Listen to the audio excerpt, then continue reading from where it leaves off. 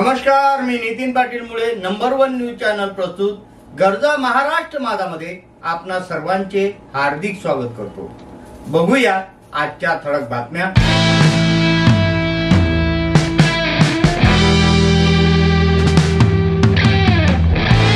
सराफा दुकानातून कबुतराने चोरली सोन्याची चेन।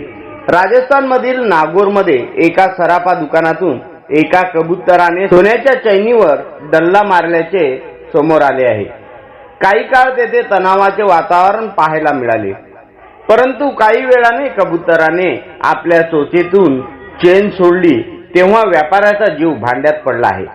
या घटनेमुळे शहरात चांगली चर्चा रंगली आहे। ताज्या घडामोडी आणि आपल्या शहरातील बातम्या बघण्यासाठी नंबर 1 न्यूज चॅनलला सबस्क्राइब करा, शेअर करा, आपल्या प्रतिक्रिया कमेंट बॉक्स मध्ये द्या। आपल्या बातम्या नंबर 1 न्यूज चॅनलवर बघण्यासाठी 99 21 58 96 63 या व्हॉट्सअपवर मेसेज करा।